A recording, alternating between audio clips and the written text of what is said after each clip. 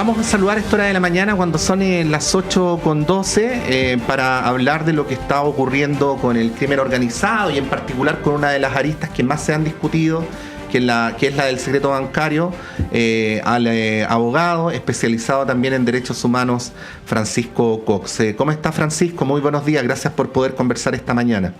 Muchas gracias, muy buenos días, ¿cómo está usted? Estamos bien, con muchas ganas de conversar.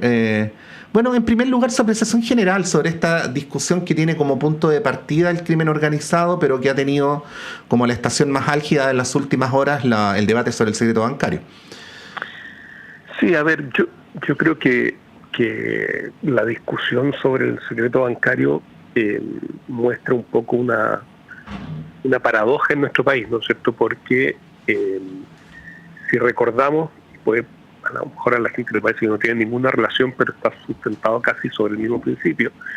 Si recordamos la discusión del control de identidad por mera sospecha, yo me acuerdo que mucha gente decía: el que nada hace, nada teme. Y por lo mismo ese mismo principio o aforismo se podría aplicar en estas circunstancias. O sea, si usted no comete delitos tributarios, no tiene ingresos no declarados, ¿por qué le teme a levantar que las autoridades tengan acceso a su información bancaria? Entonces, me parece que aquí hay una cierta inconsistencia de lo que fue anteriormente cuando se justificaba, que lamentablemente no, me parece que no tuvo efectos positivos, ¿no es cierto?, el tema del control de identidad, y que muchos decían: mire, bueno, el que nada hace, nada teme, yo paso mi carnet y que tanta cosa. Es aplicable al secreto bancario, porque está el mismo principio, que es la privacidad, es decir, ¿por qué el Estado me tiene que estar fiscalizando, se tiene que meter en mis cosas? Y justamente acá, cuando uno pondera, por una parte, la privacidad y el riesgo de la expansión del crimen organizado, entonces pareciera que levantar el secreto bancario, obviamente, a ciertas autoridades, y eso es lo que plantea, ¿no es cierto?, el proyecto, que es que la unidad de análisis financiero, servicio de impuestos internos, y tenga acceso a la información bancaria que las distintas personas naturales y jurídicas tienen. Sí, usted señala, Francisco, que las herramientas que tiene actualmente la institucionalidad permitirían hacer esto que en el debate público se pide que se agregue a partir de esta disposición en particular, es decir, el Estado ya tendría las herramientas para perseguir, citando el eslogan que usted a su vez citó, ¿no?, la huella del dinero en casos de ilícito. A ver, yo creo que hay bastantes atribuciones. O sea, la Fiscalía puede solicitar el levantamiento del secreto bancario a las autoridades judiciales, y mi experiencia, por lo menos como abogado litigante, es que cuando hay antecedentes se otorga este levantamiento del secreto bancario por parte de las autoridades judiciales. Lo que yo entiendo que se está intentando hacer con este proyecto es desde el punto de vista de inteligencia, es decir, que otras instituciones como la unidad de análisis financiero tenga acceso a información bancaria, cosa que pueda hacer un análisis de cómo se mueve, ¿no es cierto?, la plata. Entonces, hay ciertas atribuciones que se tienen y otras que claramente no se tienen, y por eso sí podría ser necesario este proyecto. Ahora, a mí lo que sí me parece es que en Chile solemos tener una especie de entusiasmo excesivo en que por la sola dictación de una ley y por otorgar la atribución vamos a ser capaz de ponerle fin o controlar al crimen organizado. Y eso es lo que a mí me parece que el enfoque o la obsesión con la dictación de leyes en lugar de el funcionamiento de nuestras instituciones, de cómo están haciendo el trabajo, es lo que me parece que es preocupante, porque entonces la discusión se va hacia eso. Y discutimos sobre proyectos de ley o aprobación de proyectos de ley y dictaciones de ley, y no seguimos o no damos seguimiento a cómo se implementan esas leyes. Y eso es lo que me parece que, por ejemplo, la ley 20.000, que es la ley antidroga, ha tenido muchas las atribuciones que se otorgaron recientemente, pero no hay una rendición de cuenta por parte de las policías de cómo han ejercido esas facultades. Sí. Y puede pasar un poco lo mismo allí. En una perspectiva más general, Francisco, nosotros acá también como periodistas y en lo que corresponde al análisis propio de nuestra profesión, hemos advertido que el debate tiende a ser muy episódico, ¿no?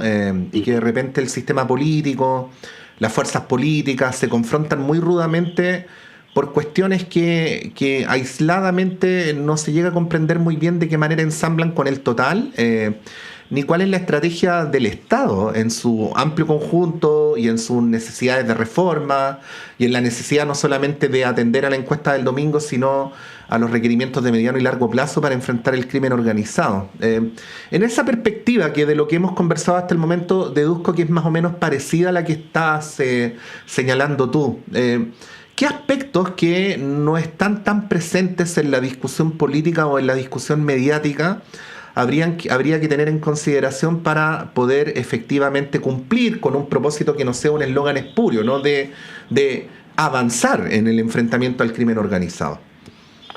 A ver, yo creo que se han hecho cosas positivas. O sea, yo creo que la Fiscalía, por ejemplo, con la creación de esta unidad de ECO, o sea, de equipo de crimen organizado y homicidio, es una buena medida. Y eso es algo que efectivamente no requirió una ley, sino que requirió un cambio de visión. Y esto es ver el fenómeno del crimen organizado como eso, como un fenómeno, y no como episodios.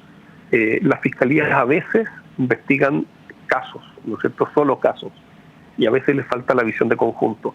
La creación de esta unidad es algo que le permite ver al Ministerio Público la visión de conjunto. Dicho eso, y que eso creo que es un paso positivo, lo que yo echo mucho de menos es algo que cualquier persona que ha estudiado el crimen organizado, y la experiencia viene de México por la desaparición de los 43 estudiantes de Ayotzinapa, es que sin cooptación de funcionarios públicos el crimen organizado no avanza. Y si usted ve la agenda pública y ve las declaraciones de las autoridades, no se menciona en ninguna parte eso. Eso no está en la primera agenda. Ni siquiera logró llegar a los puntos de prensa cuando se develó la situación, no por asunto interno de Carabineros, sino que por denuncia de empresarios chinos que había una banda de 12 carabineros, 13 carabineros, que se comportaba como una verdadera banda de crimen organizado.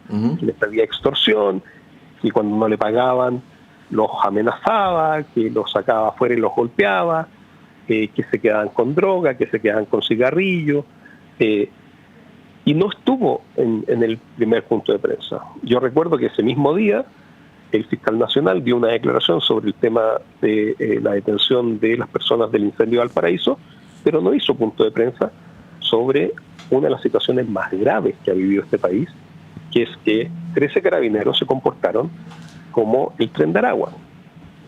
Se comportaron igual que el Tren de Aragua. Y eso no está en la agenda, y eso no está en las prioridades. Yo le cuento, hace poco alegué ante la Corte de Apelaciones un recurso de ilegalidad porque pedí por acceso a información que me dieran la información desagregada de funcionarios de aduana, de las distintas Fuerzas Armadas, de los distintas policías y gendarmería que hubiesen sido formalizados, condenados por la ley antidroga y de control de armas. El Ministerio Público no tiene esa información desagregada y por lo tanto yo recurrí a la Corte de Apelaciones para que le exigieran desagregar esa información. Y bueno, la semana pasada me notificaron que no se dio lugar porque la respuesta de la Corte de Apelaciones fue que no era un centro estadístico, en lugar de entender que es crítico saber el nivel de porosidad y de cooptación que tenemos en nuestras instituciones por el crimen organizado. Francisco, sí, ¿cómo se blinda a los funcionarios públicos de la cooptación? Bueno, ahí por eso también es muy importante tener atribuciones de fiscalización por parte de externos. La experiencia, por ejemplo, de Chicago, de la policía de Chicago, con el tema de abusos policiales, una vez que se incorporan civiles a los procesos administrativos de denuncia de abuso policial, se empieza a disminuir porque ya no existe como esta defensa corporativa entre pares. Entonces, lo que yo siempre digo, a cada atribución que se le dé a un organismo público hay que crear una fiscalización y por lo tanto hay que hacer fiscalizaciones muy, muy vigorosas y darle atribuciones reales a departamentos como Asuntos Internos y fortalecerlos, cosa que, como he dicho, en el caso de MEIS no fue Asuntos Internos el que detectó esa situación, sino que fue la denuncia de empresarios chinos. Uh-huh. Estamos conversando a esta hora de la mañana con Francisco Cox. Francisco, usted plantea algo que es interesante también, que es el derecho a la privacidad. Yo lo entiendo. Nosotros acá hemos hecho permanente mención a cómo a veces, luego de hechos que remecen mucho a la sociedad, ocurre esta embestida contra las libertades individuales, ¿no? Un ejemplo bien emblemático es el de la posibilidad que tenía el Estado de acceder a los correos electrónicos de las personas en Estados Unidos luego del atentado a las Torres Gemelas. Pero también me pongo en el lugar de quizás la mayoría de las personas que nos están escuchando, que lo que hacen con sus cuentas es simplemente comprar víveres, pagar las cuentas de la luz, del agua, en fin, que no habría ahí nada que no se pudiera mirar, y que se preguntan por qué no darle al Estado más herramientas al respecto, o por qué no considerar que pueda tener más herramientas para investigar a quienes sí están cometiendo ilícitos. Es un debate interesante que es jurídico, pero también es valórico, ¿no? Entre las tareas del Estado, las libertades individuales. Desde esa perspectiva, ¿cómo ve el tema, ¿no? Y cómo ve el dilema que se produce a ese respecto? A ver, sí, es complejo efectivamente porque, la razón de la privacidad es para que uno pueda desarrollar su proyecto de vida como mejor le plazca. Porque puede ser que, no sé, hay gente que pueda comprar cosas y que estén en sus cuentas corrientes que son íntimas y que no quiere que el resto de la sociedad lo sepa, ¿no es cierto? O sea, puede, siempre en conductas lícitas, puede, qué sé yo, querer comprar ciertas cosas, contratar ciertos servicios, todos lícitos, pero que no quiere que se sepa por terceros. Y eso es parte de lo que ese espacio de intimidad es lo que le permite a uno desarrollar su proyecto de vida, su vida, sin la intromisión de terceros que puede inhibir justamente poder desarrollarlo. Contrapuesto a eso, efectivamente, está el interés de la sociedad de impedir que esa privacidad se utilice para cometer delitos.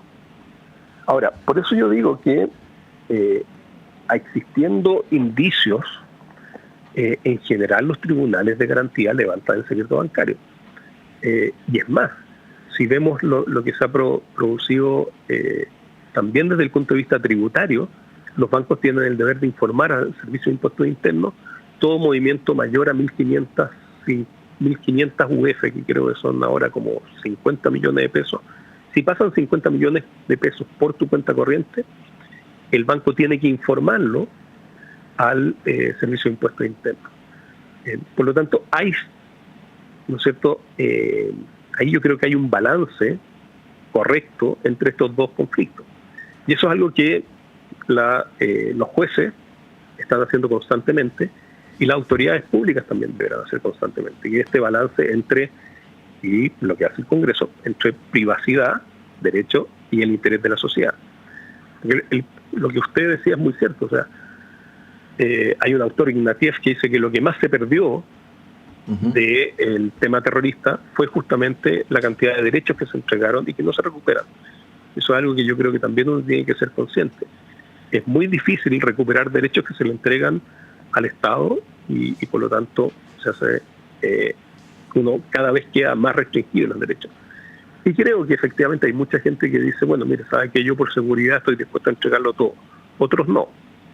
Y así tenemos la situación, ¿no es cierto?, de El Salvador, que no obstante las profundas violaciones de los derechos humanos que comete Bukele, tiene una aprobación del 80%, y por lo tanto, sin duda que la seguridad también tenemos que pensar ahí estratégicamente, desde el punto de vista de los derechos, digo yo, sí, de que efectivamente los niveles de inseguridad no alcancen un grado tan alto que estemos dispuestos a entregar todos los derechos a cambio de seguridad. Y por lo tanto, quizás, ¿no es cierto?, esto del levantamiento del secreto bancario, yo insisto, tiene que existir algún tipo de indicio, porque la entrega absoluta me parece que es problemática. Y en la medida que hayan indicios, que la autoridad, o sea, la UAF, el Servicio de Impuestos Internos, tenga indicios de que tal persona natural o jurídica está cometiendo algún tipo de ilícito que le permita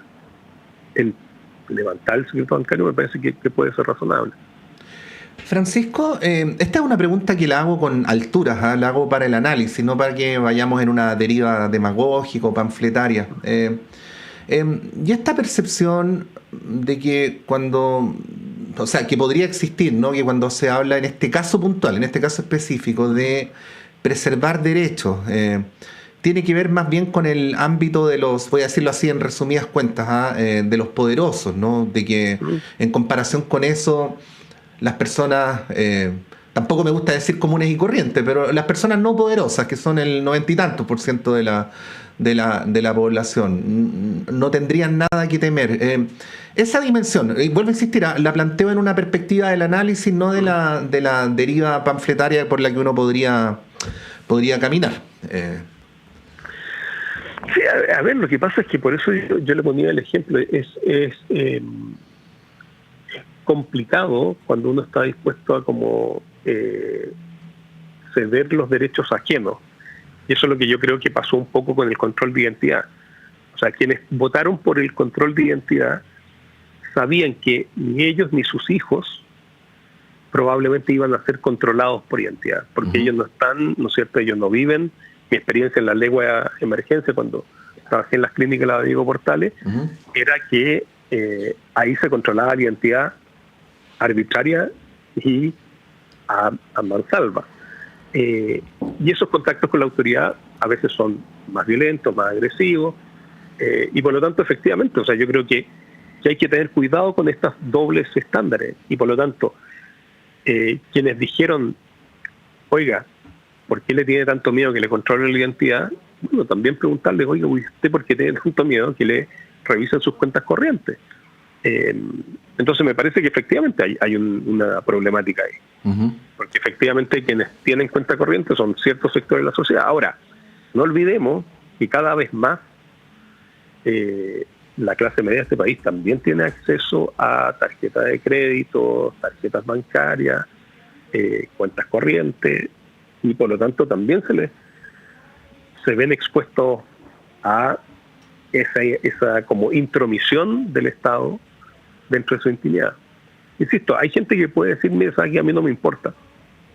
Y hay otras personas que les parece que esa intromisión no tiene por qué producirse. Y eso puede ser para una pyme, puede ser para no sé, un taxista, o sea, mucha gente, el jardinero, hoy en día tiene cuentas corrientes y, ¿no es cierto?, puede querer, ¿no es cierto?, tener su espacio de intimidad. Sí. Francisco, para finalizar esta conversación, y apelo a la dimensión del trabajo que usted hace, que tiene que ver con el derecho internacional de los derechos humanos, en fin, esta mirada que vuelve a aflorar a propósito de una entrevista dada en la televisión a la directora del INDH, Consuelo Contreras, sobre si las violaciones a los derechos humanos ocurridas durante el estallido social fueron o no sistemáticas, ¿no? Y que quizás para las personas que no están familiarizadas con el tema puede no ser tan relevante, pero sí lo es, porque en la medida que son sistemáticas se puede argumentar luego que son crímenes de lesa humanidad, ¿no? ¿Cuál es el análisis que usted haría? Porque este es un asunto que ni siquiera es consensual al interior del INDH durante los últimos años. A ver, yo creo que ese tema es bastante complejo, porque yo creo que más que la sistematicidad, o sea, para satisfacer el estándar de sistematicidad, lo que se va, si que uno aplica el Estatuto de Roma, es el ataque a una población civil. Y eso, lo que ha establecido la jurisprudencia de la Corte Penal Internacional, es que no puedan ser hechos esporádicos y que obedezcan a y hay una nota al pie también en el Estatuto de Roma que dice que sea una política de Estado o de un grupo. Y eso es lo donde se ha discutido, ¿no es cierto?, si es que esto podría ser visto como que había una política de, ¿no es cierto?, producir daños oculares para que la gente dejara de protestar. Sinceramente, a mí me parece que creo que todavía tenemos investigación. O sea, si vemos las investigaciones que se están llevando adelante por la fiscal Jimena Chong, o no sé si ya se lo quitaron a ella y se lo pasaron a otra fiscal, pero en su momento era la fiscal Chong, todavía ni siquiera se ha pronunciado, y ella es quien más conoce, o el Ministerio Público es quien más conoce las decisiones y todo. Me parece que es bien difícil hacer un análisis sobre si se satisface o no el estándar de sistematicidad. Uh-huh. Porque efectivamente se requiere una política. Ahora, contrario a lo que la gente cree, la jurisprudencia de la Corte es bastante no es tan estricta para considerar que hay una política, y más bien se fija en decirse que esto no son actos esporádicos, es que hay o sea, no es azaroso en el fondo, o acto de una sola persona. Y insisto que ahí yo creo que efectivamente hay que conocer bien el caso, porque sin ese detalle el número uno puede decir, bueno, mire, se repitió tantas veces que puede obedecer una política, pero me parece que por lo menos yo no me atrevo, no conozco el detalle. Son lo mismo que me imagino que la mayoría de la gente que leía las noticias, vio lo que ocurrió, si se puede concluir de ahí que hubo no una política de un grupo dentro del Estado. No tiene que ser obviamente todo el Estado, sino que puede ser, por ejemplo, Carabineros. Y eso me parece que necesitamos más acceso a la investigación que está llevando el Ministerio Público, para saber si es que efectivamente hubo esa coordinación, hubo esos actos coordinados, y creo que ahí está claramente la discusión. Uh-huh. Pero al menos podríamos concluir que no es un asunto sencillo de dirimir, ¿no? Que es un asunto... No, para nada. O sea, que es un asunto... Absoluto. O sea, que es una discusión válida desde el punto de vista jurídico. Por supuesto, sí. Ya. Y gente muy capaz, creo que tiene visiones distintas sobre esto. Uh-huh. Francisco Cox, muchas gracias por esta conversación. Que tenga un buen día. Muchas gracias a usted. Ahí estaba el abogado Francisco Cox, especialista en temas de crimen organizado. De hecho, recordemos, fue en su momento uno de los designados por la Comisión Interamericana de Derechos Humanos para investigar el crimen de Ayotzinapa, y que en Chile ha venido siguiendo el tema, tal como el tema de los derechos humanos. Por eso el grueso de esta entrevista fue sobre el tema del secreto bancario, pero en general sobre las estrategias de corrupción del Estado por parte del crimen organizado. Pero también aprovechamos de preguntarle sobre el debate que está dentro y fuera del INDH sobre de qué índole fueron las violaciones a los derechos humanos durante el gobierno del expresidente Piñera en el contexto del estallido social. Vamos a ir a una breve pausa y a la vuelta nuestro panel de conversación.